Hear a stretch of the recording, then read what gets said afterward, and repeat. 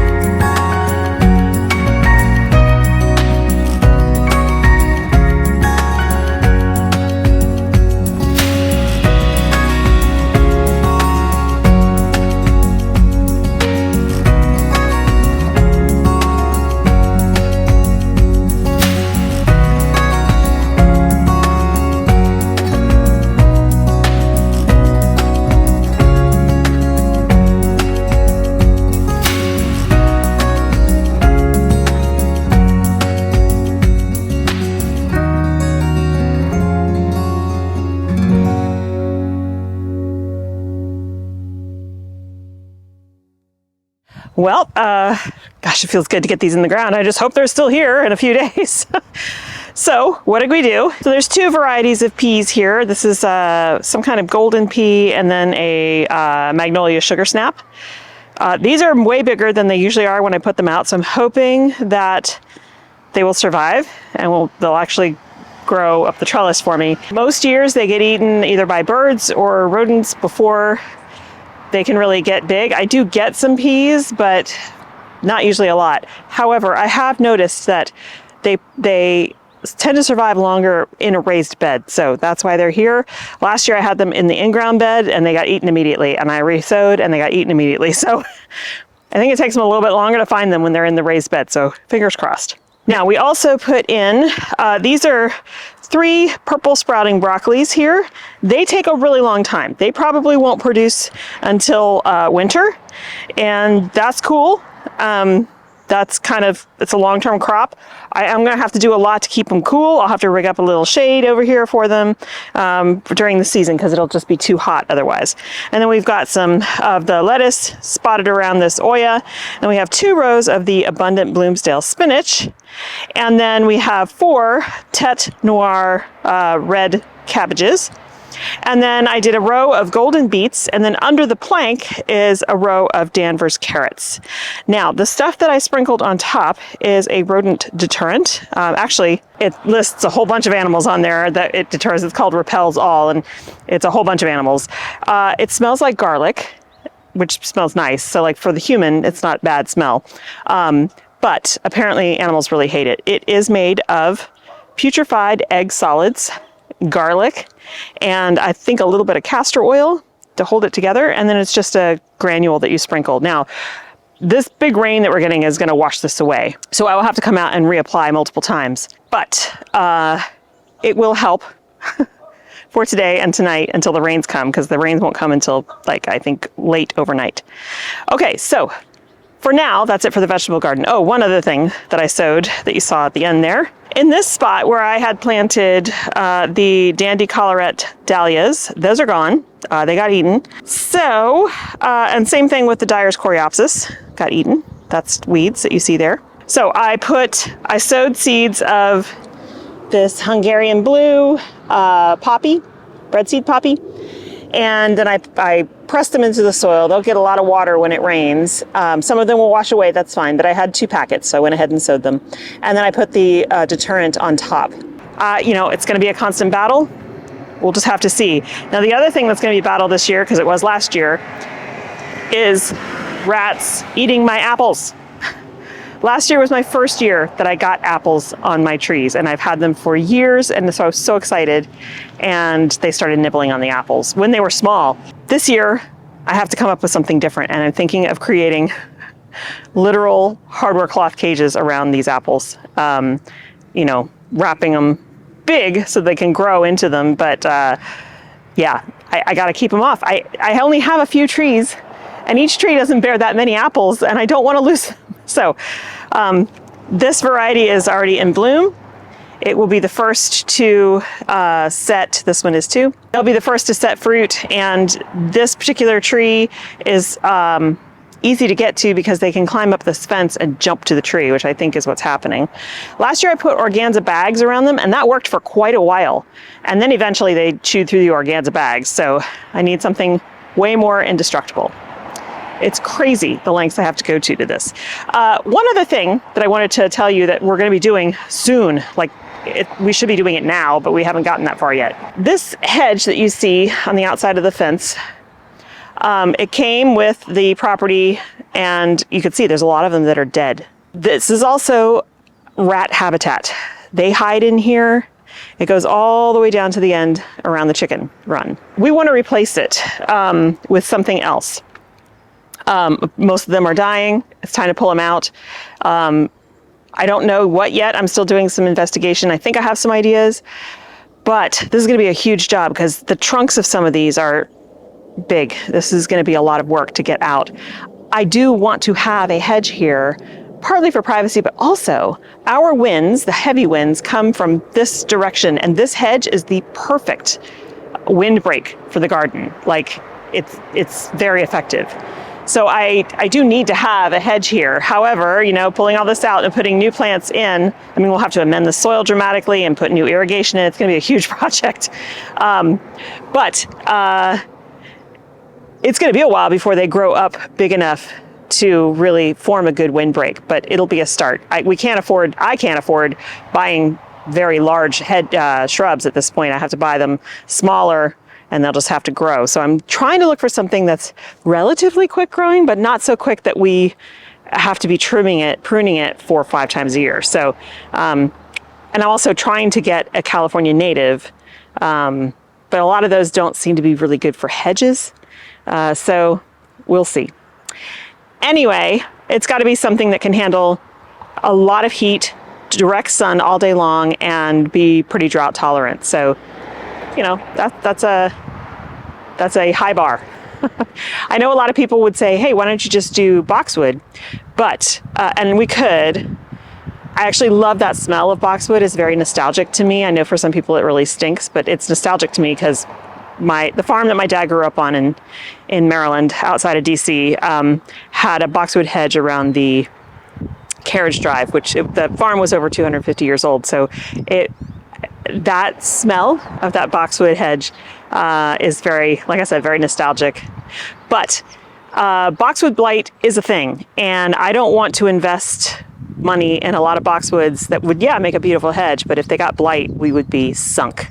And that would be a lot of lost money. So I'd rather get something that's much more hardy. Like I said, a California native that it just does well in these soils, super alkaline soils, very dry and heat tolerant. So keep doing the research. Okay, speaking of other plants, new plants, that's part of what I went to the nursery for yesterday. I had to get more rat deterrent.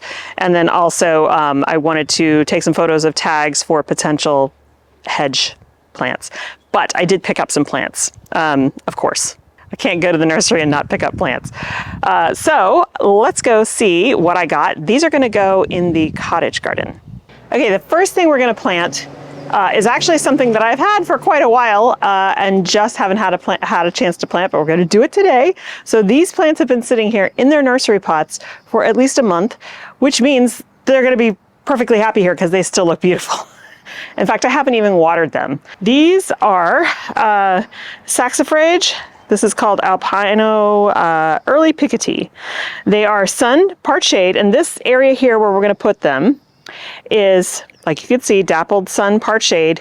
We are under a Japanese maple, which hasn't leafed out yet, and 2 loropetalum, and then the redwood tree. And so what grows in here is some geum, and I did plant lily of the valley in here, Convallaria, a while ago, but very few of them really came up. This area does have some irrigation in it, but for the most part, it just survives on rainwater. These guys are very drought tolerant once they're established, and they form like a low mat of flowers. And I think they will just be stunning here because it's actually quite dark. This part of our property, this is right up at the front porch. So having these white pops of color right here will really help open this space up again visually. This over here is an azalea with tiny pink blooms on it. Here's a broken branch. So I'm just gonna pop one here and one here. It's gonna be kind of hard to dig this soil because it's very dry and it's rocky in here. This is our native soil, pretty crappy, but I think these guys will do just fine. And then I need to get the watering can, and I do want to give them a deep watering when I put them in, even though they'll be getting rain over the next couple of days. So they are a zone 4 through 8. Even though we are in zone 9, this is a cooler spot in the yard. In fact, it's cool here most of the time, even when we have our temperatures in the hundreds, because it never gets full direct sun. It's kind of like these boxwoods here never get full direct sun, and neither does this star jasmine that's climbing over the trellis. There's another one over there, and look how just wiry all the stems are down there. But it's getting ready to bloom, and it's going to be beautiful and smell amazing. So I'm going to get these guys in, and then we'll move on to the cottage garden with our next round of plants.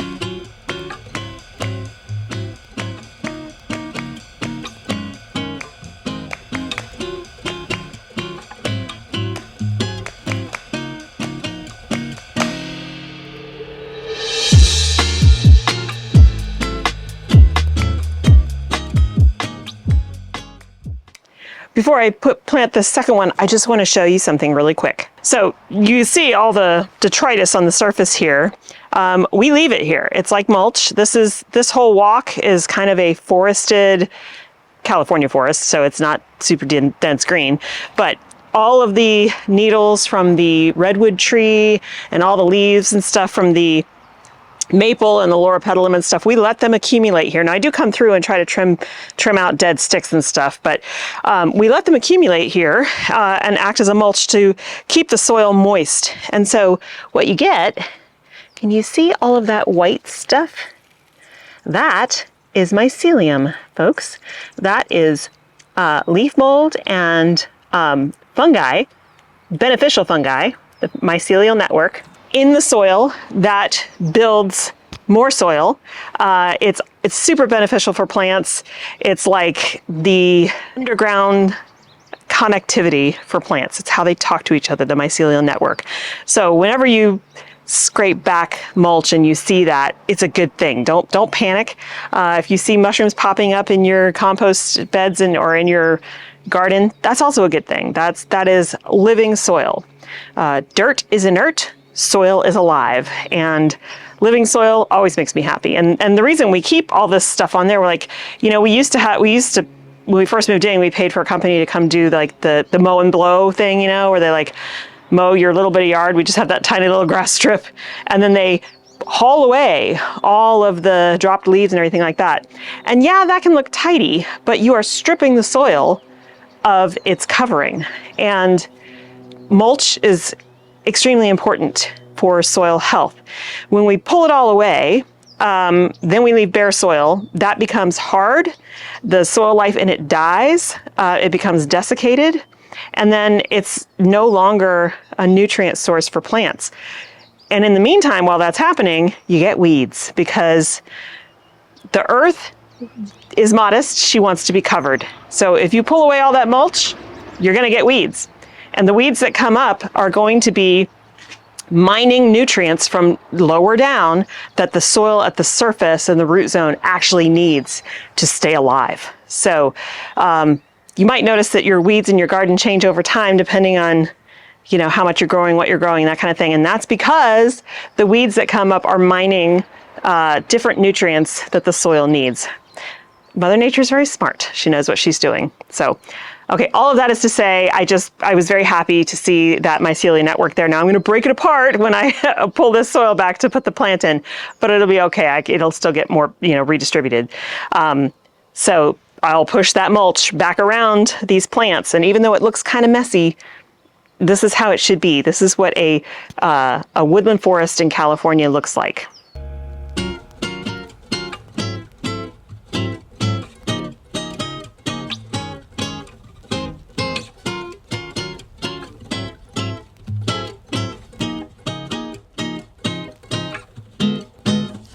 Okay, so the first plant that I got 3 of them. I have been eyeing these for like 2 months, and finally I just gave in. They're so beautiful.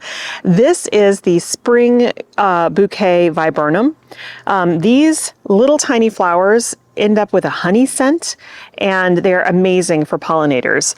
They want really well-drained soil, but they're adaptable to a lot of things. So the reason they do so well here is they are very drought tolerant once they're established.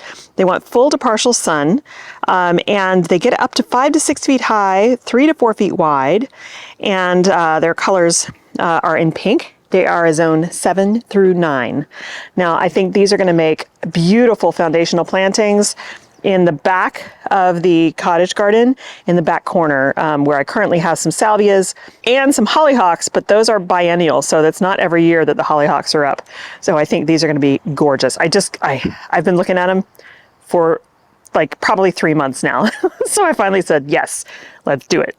So this is the first plant that I got. Then I just picked up one osteospermum. This one, the colors were so pretty. This will also go in the cottage garden. I haven't decided yet.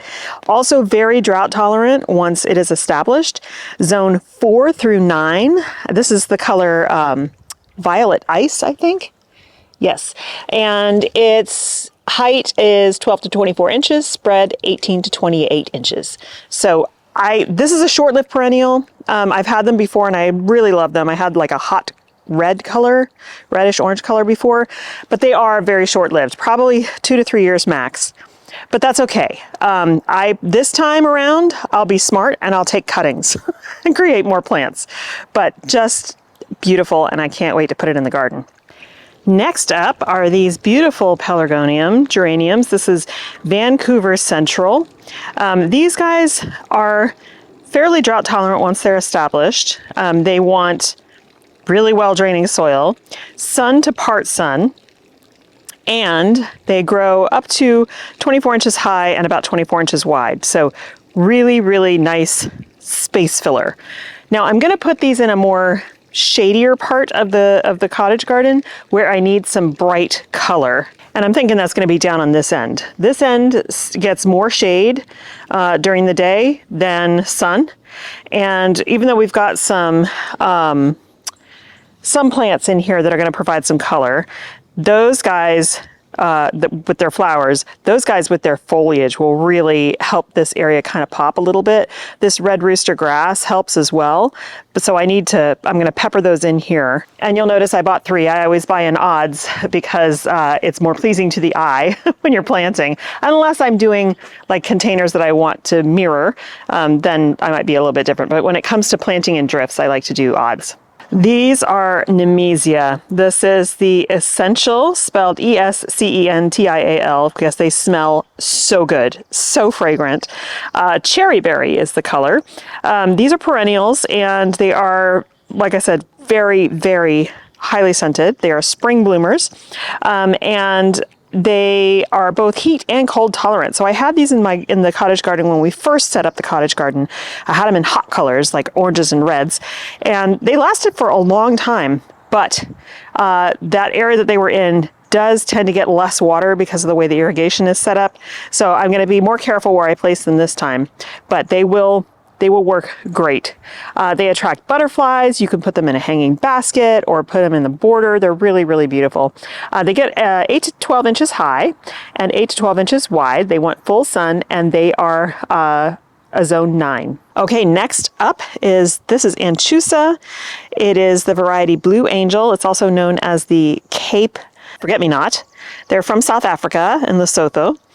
They are a zone 7B to 10B, but probably could go even higher than that. And in the spring, they get these beautiful 18-inch tall stalks of blue flowers, tiny blue flowers like forget-me-nots. They're really beautiful, great for pollinators. And it's a perennial.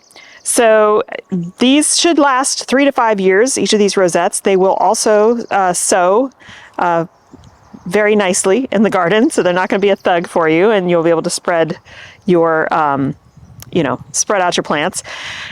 Again, I chose these because they are drought tolerant once they're established, and they want well-drained soil. They can handle full sun and a lot of heat. And then I just have 3 more, and they are individual plants that are going to go in to the cottage garden.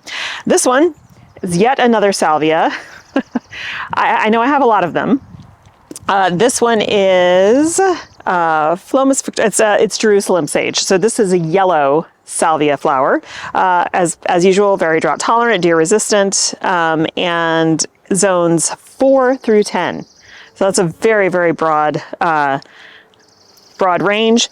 It's very drought tolerant. Once it's established, it wants full sun, and actually doesn't really want that much water in the heat of summer, which I always find interesting. Some of these plants, especially, this is not a California native, but especially the California natives, they actually, some of them don't want any water in the summertime because that is what they're natively used to. They're used to a rainy season in the fall and winter, and then early spring, and then they're used to being bone dry for all through the summer heat. And so if you water them even a little bit, or sometimes for most of us, we water too much because we're assuming they need them, they actually struggle and die. So it's really interesting. It's important to read your tags depending on where you live and how you need to treat some of these plants. The next one is, this is a Santolia. This is an evergreen perennial here for a very hot and dry spot. It's sometimes also called lavender cotton, and it has yellow flowers in the summer. And it gets about 2 feet tall, 3 feet wide. Again, average to little water, zones 3 through 9. And the tag at the nursery said it actually looks great next to the gray variety, which is this one right here. And you can see it's got yellow flowers, but same thing, very broad range of zones, frost tolerant, good in pots. This one's 20 inches by 20 inches. It gives you a nice big mound. And again, those really pretty flowers. Again, also called lavender cotton. That is my haul for the cottage garden. I don't know how much time I'll have to get these in right now. I may have to come back and do them later today. Aiden's getting out of school soon and we have to go pick up his tuxedo because his senior ball is coming up, not this weekend, but next weekend. And if we don't rent one now, there won't be any left. So we'll be doing that this afternoon. So I may be doing this planting later today, but at least at the moment, I can get them sited where I think I want to put them.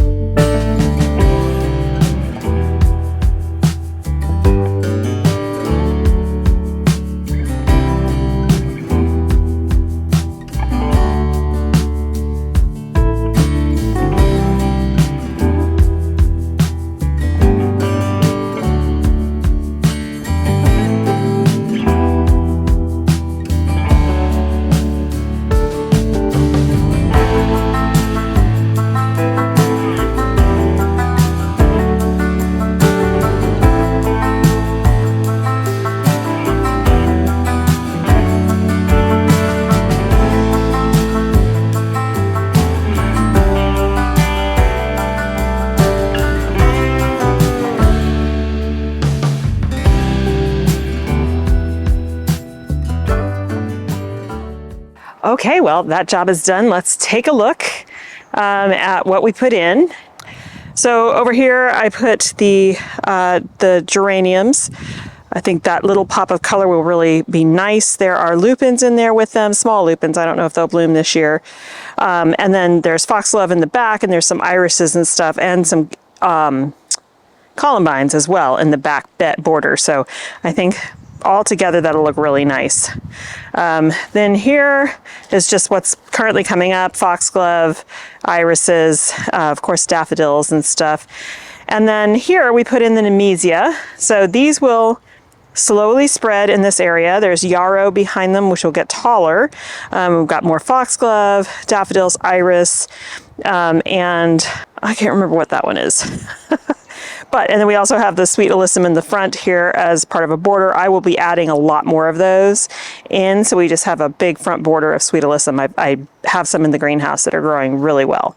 More daffodils, and iris and hyacinths. And then here we have those forget-me-nots, the South African ones, a group of 3. I think I'm going to need to mulch this garden because, like we were talking earlier about mulch, this soil has gotten really, really hard, and I think it just needs some mulch to keep the moisture in. The purplish thing back here and right there, those are beard tongues, and look at this giant hole. I don't know what dug it. It's enormous. There's another hole right there.